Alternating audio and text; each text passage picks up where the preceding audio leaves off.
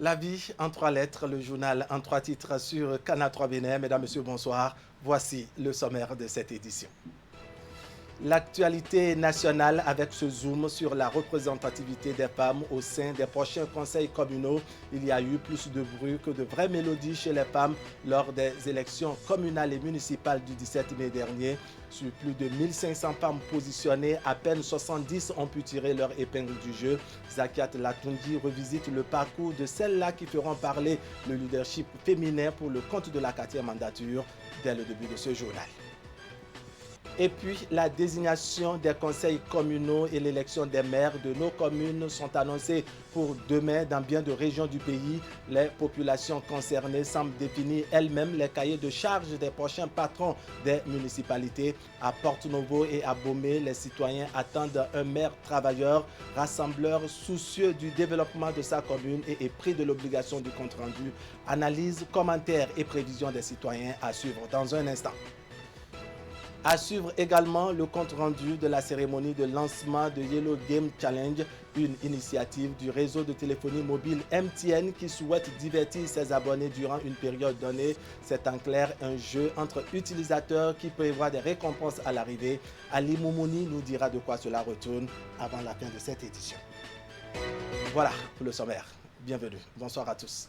Le verdict des urnes est connu depuis quelques jours déjà pour ce qui concerne les élections communales et municipales. Dans le rang des femmes, à peine 4% de leurs effectifs positionnés sont arrivés à destination. Un trajet essentiellement influencé par des candidatures masculines malgré la discrimination positive en cours dans le pays. Seulement 70 femmes sont élues conseillères pour cette 4e mandature de la décentralisation et elles auront pour mission de faire triompher la flamme du leadership politique de la femme au Bénin. La rédaction de Canal 3 Bénin s'intéresse à la représentativité des femmes au sein de la 4e mandature de la décentralisation au Bénin et c'est à travers cet élément réalisé par Zakiat Latundi et Derhun Kavi. 70 femmes feront parler le leadership politique de la gente féminine pour le compte de cette 4e mandature de la décentralisation au Bénin. Elles sont présentes dans 33 communes sur les 77 du pays. Seulement 4% des femmes positionnées sur les différentes listes ont réussi à sortir leur épingle du jeu. Je fais partie de ces femmes. Nous sommes allées au front. Nous avons travaillé dur comme les hommes et même mieux. Et donc nous avons véritablement mouillé les maillots. Et nous sommes fiers d'avoir participé à ce suffrage exprimé. Ça n'a pas été facile. Tout est parti du positionnement des femmes par les partis politiques en lice. Sur un effectif de 16 439 candidatures masculines, on dénombre 1711 candidatures féminines et parmi elles, il y en a 989 femmes suppléantes. Du positionnement ne peut que s'attendre à ce résultat. C'est vrai, dans Cotonou, il y a eu 8 sur 49. Et dans tout le Bénin, ça fait 4%. Je ne suis pas trop féministe, mais je dis quand même la capacité de la femme, je crois qu'on n'en a pas tenu compte dans les positionnements. Je voulais voir les femmes vraiment à la tête. Seulement que les hommes là, avec leur jalousie, ne nous permet pas d'être à la tête. Parce que les positionnements ne sont pas bien d'abord faits avant qu'on ne parle des femmes. C'est-à-dire que c'était bien fait, donc les femmes seront les meilleures, il y aura les meilleures parmi les femmes. Les premiers adjoints, deuxième, ainsi de suite, il y aura. L'arrondissement, il y aura des femmes qui vont à la tête de l'arrondissement. Pour toutes ces femmes élues conseillères, les défis sont grands. Elles en ont pleinement conscience et entendent travailler efficacement pour mériter la confiance de toute la communauté. Il faudra savoir se battre. Parce que, comme m'a dit quelqu'un, quand arrive le moment d'écrire votre histoire, il ne faut pas laisser la plume à une autre personne. Ah, absolument. Il faudrait que vous la teniez, cette plume vous-même, que vous en tracez l'histoire. Là, vous êtes sûr que vous serez entendu. De son côté, la société civile fait son plaidoyer. Pendant longtemps, elle a œuvré pour doter les femmes des compétences nécessaires pour être de vrais leaders politiques et c'est le moment de leur permettre de faire leurs preuves. On espère que les hommes ne vont pas se déchaîner contre les femmes. Et nous pensons aussi que les femmes, entre elles aussi, il ne faut pas qu'elles se déchaînent contre elles-mêmes. Déjà, ça va encore compliquer la tâche. Mais nous plaidons en disant aux autorités, là où il y a les femmes, de bien vouloir en tenir compte pour que nous puissions avoir quelques femmes maires, quelques femmes chefs d'arrondissement. Les 110 femmes conseillères communales dont dispose aujourd'hui le Bénin ont été élues dans les 12 départements du pays. Le département du Borgou vient en tête avec 16 élus suivis de l'Atlantique et du Plateau avec respectivement 14 et 10 femmes. À Porto-Novo, la capitale du Bénin, les citoyens sont plutôt exigeants sur le profil type du maire qui prendra bientôt les destinées de la ville. Ils attendent beaucoup des nouvelles autorités et les mots pour le dire sont sans embâge. On va écouter quelques-uns qui se sont confiés à nos collègues de l'antenne régionale OME Plateau basée à Porto-Novo. Je crois que le profil du nouveau maire de Porto-Novo, c'est simple à décrire selon moi. Ce maire doit être au pas. Ce maire doit suivre le rythme du travail du président Talon. Sinon, il sera totalement en retard et risque d'être décrié. Ce maire, c'est celui-là qui doit être prêt à faire la reddition des comptes régulièrement aux populations de Porto-Novo. Ce maire, ça doit être un maire dynamique, prompt à réagir, prompt à travailler, prêt à travailler 24 heures sur 24.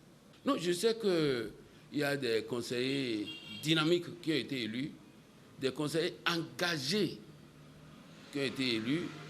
Je ne veux pas citer des noms pour ne pas blesser d'autres. Mais aujourd'hui, monsieur le journaliste, les prochains maires, de façon générale, doivent s'engager à suivre le rythme du travail du président Talon. Sinon, non, on aura perdu du temps. Monsieur le journaliste, les maires qui seront installés dès cette semaine ou la semaine prochaine doivent savoir que nous avons rompu avec le passé.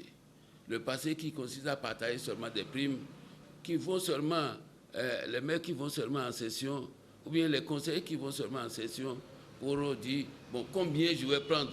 Non, il faut laisser les combien je vais prendre pour s'occuper effectivement du travail et du travail bien fait.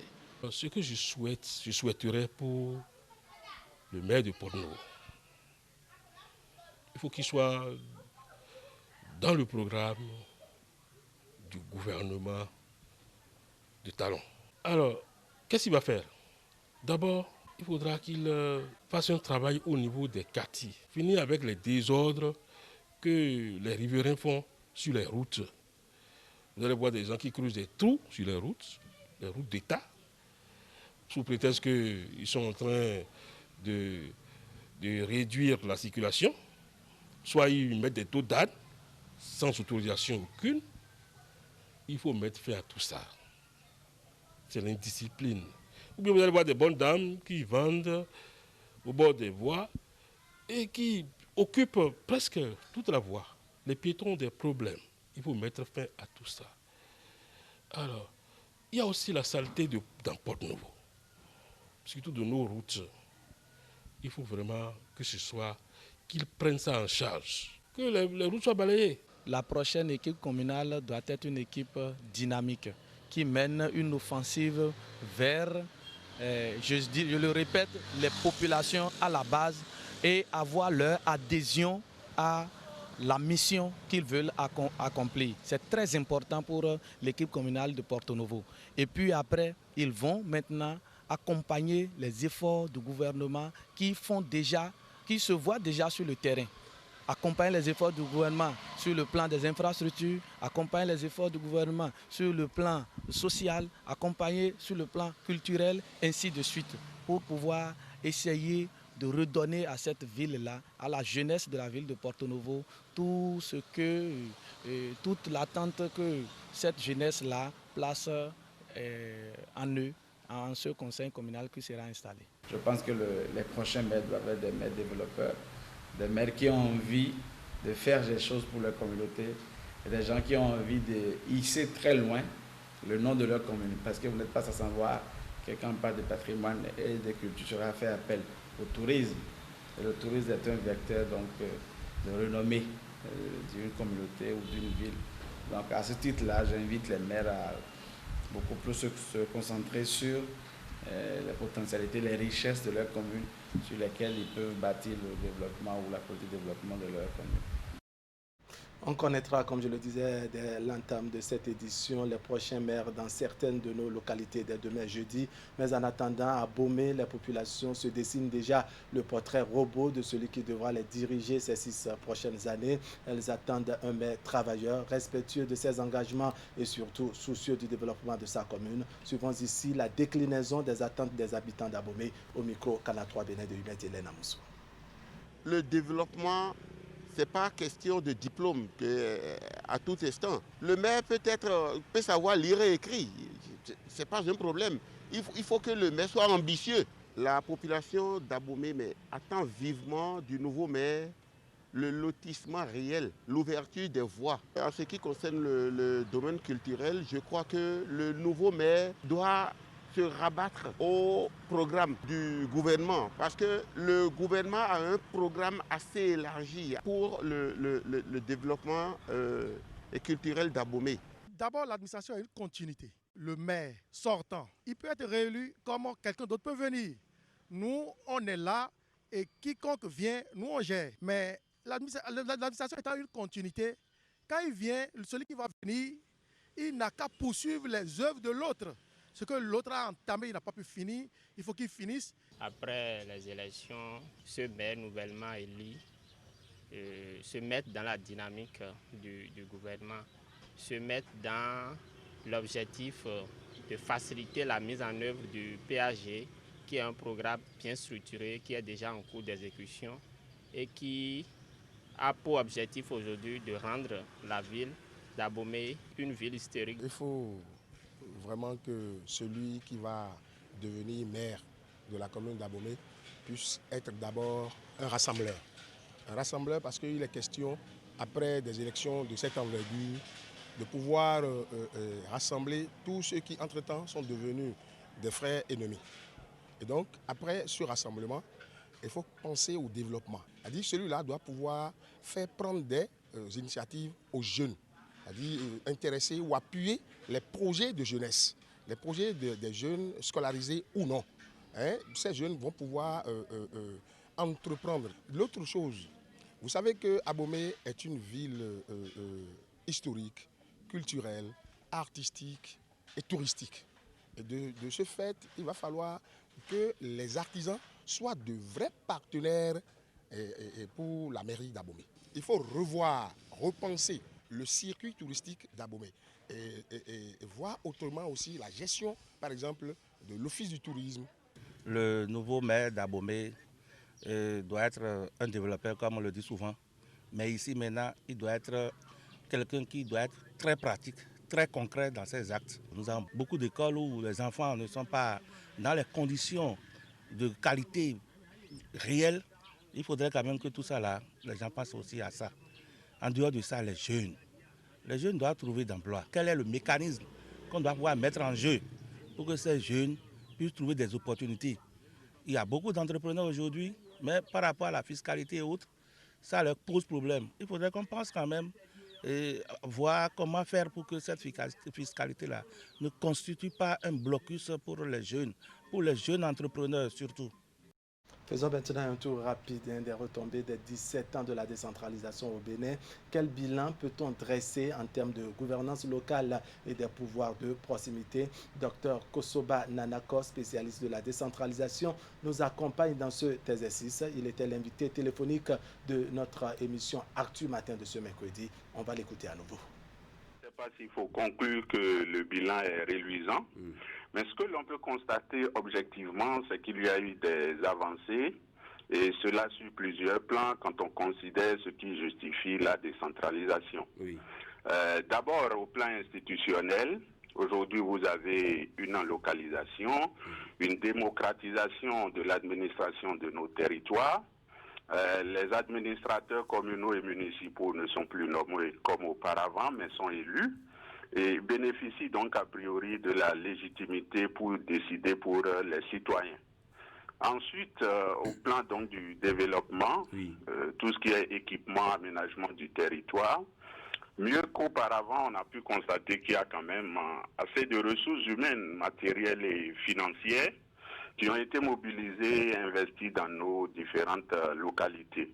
Aujourd'hui, il est quand même plus facile et plus rapide d'obtenir une pièce administrative au niveau local. Des infrastructures socio-collectives de base. Il y en a eu des infrastructures administratives, les hôtels de ville, les bureaux d'arrondissement ont été construits. Il manifeste donc la présence d'une administration dans la proximité. Mais ceci étant dit, monsieur le journaliste, tout n'est pas rose. Vous suivez un peu, des citoyens continuent à clamer que leurs attentes ne sont pas satisfaites, du moins pas entièrement, et on peut les comprendre.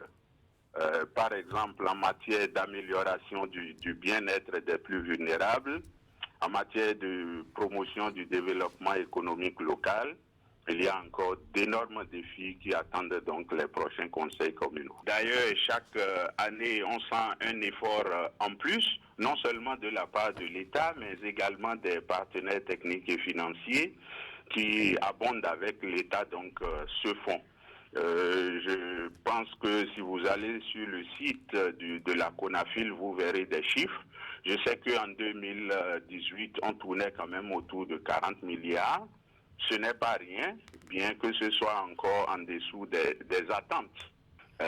Les couacs ne vont jamais manquer, mais il faut surtout apprendre de ces couacs, ajuster là où il faut et sanctionner quand c'est évident qu'il y a eu faute de gestion. Et voilà, avancer, c'est le seul moyen pour améliorer les choses. Voilà, le désarroi maintenant des usagers de la route qui mène du carrefour Pota-Wedo. Il faut dire que les pluies de ces derniers jours n'ont fait qu'empirer les choses. C'est un chantier promis de longue date et cette voie, une fois bitumée, est destinée à desservir de nombreux quartiers de la cité dortoir que constitue la commune d'Abomey-Calavi. Les travaux lancés depuis plusieurs mois piétinent malgré les nombreuses descentes des autorités pour booster son niveau d'exécution. En résumé, la voie qui mène du carrefour Pota à Wedo peine à livrer ses secrets. Calavi Pota, Aïtchédi, Toba, Wedo, à quand la fin du calvaire des usagers et des riverains? C'est un document signé Herman Anyambosu et Elvis Tonokwe. Voici l'état de la voie menant de Calavi Pota à l'arrondissement de Wedo. Les moindres bourdonnements du ciel font perdre à l'usager toute envie d'aller à moto ou en voiture, au risque de se retrouver à l'hôpital ou dans le meilleur des cas chez le mécanicien. Vraiment, c'est très décevant à voir la saleté et tout là. C'est décevant à cause de l'état de la voie qui est très impraticable. Vraiment, et tous les jours, il faut, une fois au boulot, il faut envoyer ça au lavage. Une fois à la maison de sort aussi, il faut envoyer ça au lavage. Ce qui fait que nous dépensons énormément dans chaque fois l'entretien du véhicule. Et tout à l'heure, j'étais même en panne. Et ce n'est pas le seul point noir sur ce tronçon qui dessert plusieurs quartiers de la cité dortoir du Bénin. Autant dire, c'est tout le trajet qui prend des allures d'un parcours du combattant. La voie, ça a trop duré, c'est pas pourquoi, ça a trop duré. Et ça nous cause beaucoup de problèmes, beaucoup de dégâts, surtout les véhicules, tout ça, vous voyez déjà l'état, non? Tout est déjà gâté, c'est pas bien. Quand il ne pleut pas, c'est la poussière que sont condamnés à boire à longueur de journée les usagers riverains de cette grande pénétrante de la commune d'Abomey-Calavi. La double voie bitumée promise de Calavi-Kota et qui est censée desservir Révier et Tori et faciliter aussi le ralliement sur Ouida, bat de l'aile. Vraiment, près de 3 ans qu'on nous a promis qu'on va faire la voie, mais depuis, les travaux n'évoluent pas. Vraiment, c'est décourageant. Si vous voulez aller au boulot, au lieu de faire un peu de temps, vous avez fait beaucoup de temps avant de partir, avant de rentrer. Je pense qu'il faut que monsieur DGI, comme il avait sa force, sa vivacité, qu'il puisse vraiment mettre la pression sur les Boumaf ou bien ceux qui sont à la charge du marché, beaucoup plus nous réaliser la voie. Ça a trop duré. On comprend pourquoi. Si c'est un problème, bon. C'est un chantier presque à l'abandon que nous avons constaté aux premières heures de ce mardi. Aucune présence humaine sur l'ouvrage de franchissement, si ce ne sont quelques allers-retours de camions de l'entreprise en charge des travaux. Et la machine qui jusqu'il y a peu s'occupe du remblai des rampes d'accès est devenue silencieuse au dire des usagers qui ont requis l'anonymat. Et quand par extraordinaire, le bitume y est posé, comme c'est le cas ici à Wedo, et dans une partie de l'arrondissement de Togba, les caniveaux laissés à ciel ouvert deviennent impitoyables à la moindre imprudence. Ils ont fait la voie, ils n'ont pas fini ça. Mais ils ont laissé les caniveaux ouverts, et les émédiamans et les véhicules aussi tombent dedans. Même les passagers aussi. Il n'y a pas là où les enfants vont passer pour pouvoir aller à l'école. Donc ça nous crée des problèmes. Il y a beaucoup d'accidents sur la voie. La célérité dans la démolition des maisons qui empiétaient sur le domaine réservé à l'érection de la double voie contracte depuis bien longtemps avec l'allure d'exécution du chantier. Ça a trop duré. On comprend pourquoi. Si c'est un problème, bon, nous allons essayer de s'entendre pour qu'au moins nous ayons la paix. Voyez-vous, c'est encore rien. Hein. Venez ici à 19h pour voir. Les deux sens. Surtout quand l'eau du bas-fond essaie de bloquer la voie, mais on est obligé de contourner. Tu contournes, tu ne prends pas, soit pas pour automain pour venir ici. Toi, tu ne prends pas à Rotogueta. Et c'est un véritable avec, je vous avais dit, c'est un véritable avec. À défaut d'accélérer les travaux, l'entreprise pointée du doigt par les usagers gagnerait à trouver des solutions aux multiples pièges que constituent des regards d'égout sans fermeture.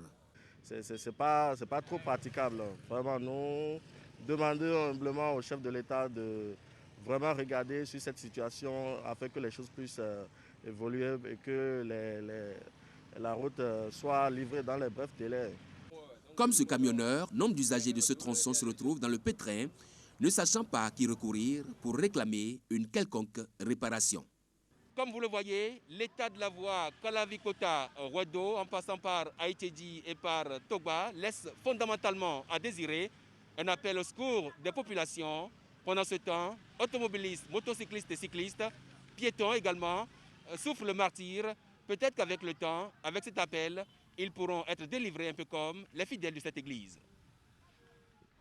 Dans les stratégies élaborées pour lutter contre le coronavirus dans le monde, le Bénin ne cesse d'innover pour une lutte efficace et facile contre cette pandémie.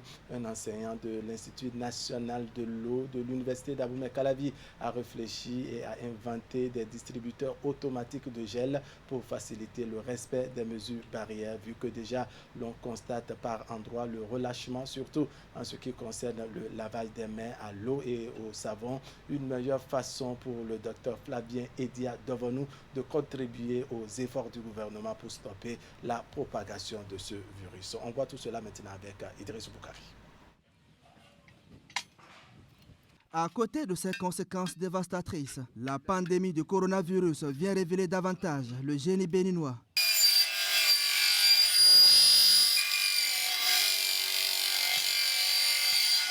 Se laver les mains à l'eau et au savon ou se désinfecter les mains à l'aide d'un gel hydroalcoolique, c'est l'une des mesures barrières recommandées par les autorités sanitaires pour lutter contre le Covid-19.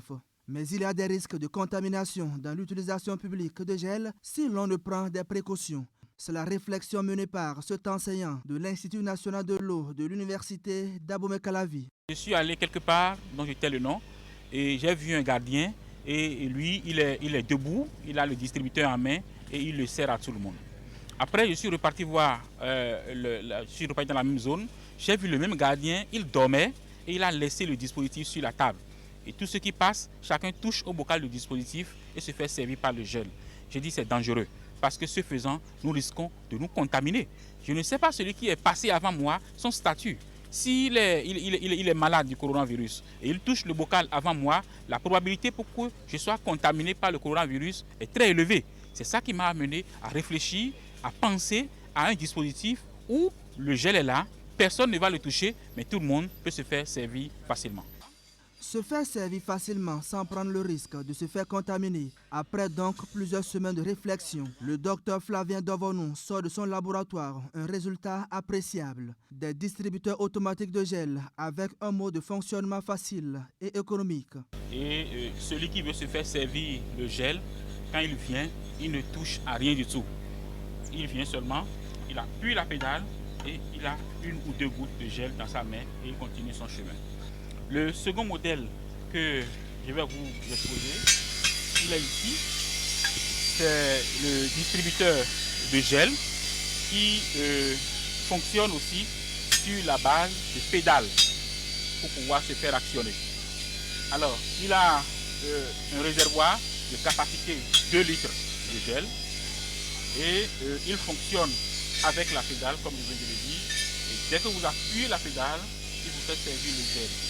Comme vous le voyez, il est électronique et il fonctionne sur la base d'une batterie qui a une autonomie de 10 heures. Il fonctionne sur la base de courant 220 volts parce que la batterie se fait charger par le courant. Et il a des panneaux solaires. Si vous avez des panneaux solaires, donc un endroit où il n'y a pas le courant, avec les panneaux solaires, nous avons prévu aussi la source d'alimentation pour le faire fonctionner. C'est un distributeur automatique en ce sens que c'est réglé de telle sorte que dès qu'il voit votre main, un signal se déclenche et le liquide se met à couler dans votre main. Avec son équipe composée de vitriers, de soudeurs, d'électriciens, d'électroniciens, de plombiers et de peintres, le docteur spécialiste en management environnemental et de qualité des eaux apporte son savoir-faire à la lutte commune. Son objectif est d'apporter sa contribution aux efforts du gouvernement pour rompre la chaîne de propagation de la pandémie. L'objectif visé par ces 3 inventions, c'est de lutter vraiment contre le coronavirus. C'est de faire un gain de temps lorsque nous voulons désinfecter nos mains. L'objectif visé, c'est que n'importe où nous sommes, nous puissions avoir le dispositif nécessaire sous la main pour pouvoir être protégés contre le coronavirus au Bénin. Au-delà d'une contribution à la lutte contre la crise sanitaire, cette initiative crée d'emplois aux jeunes artisans qui étaient impactés par les conséquences économiques de la pandémie. On parle divertissement maintenant avec MTN Bénin qui vient de lancer une compétition pour ses abonnés. Il s'agit du Yellow Game Challenge, une partie du jeu entre utilisateurs pour laquelle sont réservées plusieurs récompenses. Le lancement de la compétition a eu lieu hier mardi à Cotonou. Les détails maintenant avec Ali Moumouni et Elvis Tenourouin. À partir de sa plateforme de jeu MTN Yellow Game, MTN Bénin lance une compétition pour ses abonnés. Le Yellow Game Challenge est l'alternative pour accompagner les férus des jeux vidéo qui s'aventurent sur la plateforme mise en place par l'opérateur GSM. Et pour souscrire à ça, c'est très simple. Il suffit de taper étoile 709 dièse et à ce moment, sélectionner le type de souscription qui vous plaira, que ce soit celui de 50 francs avec une validité de 24 heures, celui de 100 francs avec une validité de 112 heures, ou celui de 150 avec une validité de 1 semaine, 7 jours. Passé l'étape de souscription, les abonnés peuvent trouver plus de 100 jeux sur la plateforme. Mais pour la compétition, MTN Bénin met en avant 3 jeux de stratégie, de course et d'aventure. Pour le lancement aujourd'hui, le jeu qui est mis en avant à partir d'aujourd'hui, c'est le jeu Tetris. Alors pendant 2 semaines et demie, nos abonnés vont jouer à ce jeu, récolter des scores, les cumuler chaque jour, chaque fois qu'ils iront jouer ce jeu. Et à la fin de ces 2 semaines et demie, nous allons voir les 3 gagnants qui auront les plus grands scores cumulés. Et ce sont eux qui repartiront avec le forfait illimité de 15 000 francs. Alors, le deuxième jeu pour la 2e semaine et demie, c'est le jeu de voiture, Grand Prix Héros. Pour nos abonnés qui sont fanatiques des jeux de voiture, c'est un très bon jeu pour eux. Ça va les amener à se surpasser et à également cumuler des scores pour pouvoir également gagner des forfaits illimités à la fin de ce challenge. Et pour finir, le 3e jeu, c'est le jeu de Tom et Jerry. Tom et Jerry que nous avons l'habitude de regarder à la télé en dessin animé. Alors MTN Bénin l'a ramené en jeu sur la plateforme Yellow Game. Alors pour ce 3e jeu, il suffit à nos abonnés d'y jouer, de cumuler également des scores pour pouvoir faire partie des heureux qui vont repartir avec les forfaits illimités. De même, à la fin, que les consoles qu'on va donner à 3 d'entre eux qui auront cumulé les plus grands scores sur ces 3 différents jeux. Démarré ce 26 mai 2020, le Yellow Game Challenge de MTN Bénin est prévu pour durer 51 jours, à raison de 17 jours par jeu. La plateforme MTN Yellow Game, disponible depuis décembre 2019, est quant à elle accessible à travers tout téléphone à Internet. Dès que vous souscrivez à Yellow Game, il vous suffit tout simplement d'activer les données mobiles. Que vous ayez un forfait, que vous n'ayez pas un forfait, vous avez dès lors accès à la plateforme Yellow Game. Et vous pouvez y jouer quand vous voulez, comme vous voulez et où vous voulez. Voilà qui vient mettre un point final à cette édition que je vous remercie d'avoir suivi. L'information continue sur Canal 3 Bénin. On va se retrouver demain à 19h30 pour partager le reste de l'actualité. Comme d'habitude, tôt sur Actu Matin, on va feuilleter ensemble les parutions du jour. Allez, partez-vous bien.